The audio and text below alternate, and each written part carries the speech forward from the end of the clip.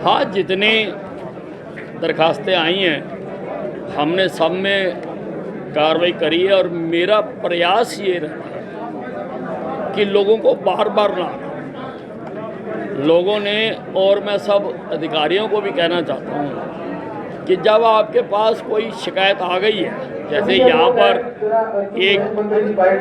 एक केस आया कि 4 साल से वो आदमी भटक रहा है और कोई भी उसके ऊपर ध्यान नहीं दे रहा, तो ऐसे नहीं करना चाहिए।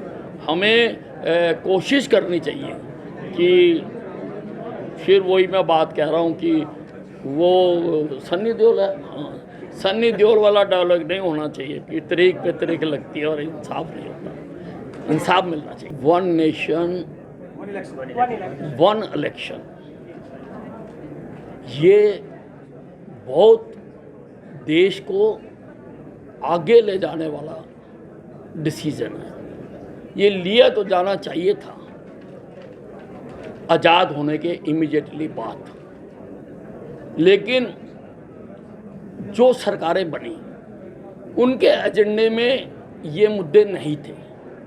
अब प्रधानमंत्री नरेंद्र मोदी जी अपनी राष्ट्रवादी सोच के तहत देश को 2047 तक विकसित राष्ट्र बनाना चाहते हैं। तो जो जो उसमें व्यवधान हैं, अब ये जो चुनाव हैं, ये देश के विकास में ये जो बार बार चुनाव आते हैं, बार बार कोड ऑफ कंडक्ट चलता है, सारे काम रुकते हैं।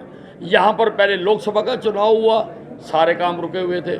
फिर विधानसभा का हो गया, सारे काम रुके हुए थे। फिर महाराष्ट्र का आ गया, दिल्ली का आ गया, जम्मू कश्मीर का हो गया। सारा साल सिर्फ और सिर्फ चुनाव चलते रहते हैं, विकास की तरफ ध्यान नहीं जाता है। इसलिए ये एक बहुत अच्छा कदम है और देश के 140 करोड़ लोगों को इसका स्वागत करना है। लगे रहे हैं 5 साल जो मर्जी करते रहे, लोगों ने घर बैठा दिया। ये तो रोज रात को सीएम बन के सोते थे, डिपार्टमेंट बांट के सोते थे, और यहाँ तक कि अधिकारियों को जिले भी बांट दिए थे, डिपार्टमेंट भी बांट दिए थे। पर जनता जनता है, जनता जानती है। या अनिल भी जानता था कि बीजेपी की सरकार आएगी। सब आप कहते आए हैं कि हुड्डा की असली जगह जेल में है, वो जेल कब आएगी, असली जगह? नहीं, देखिए उसका वो बिल्कुल है, बिल्कुल है, बिल्कुल है, क्योंकि जो उनके ऊपर कोर्ट केसेस चल रहे हैं, मैंने उनका थोड़ा बहुत अध्ययन किया है और जितनी मेरी समझ और जानकारी है उसमें ज़रूर वो जेल की हवा खाएंगे। लेकिन कब खाएंगे, कितनी खाएंगे, कहाँ खाएंगे, इसका फैसला तो माननीय अदालत करेगी ना जी।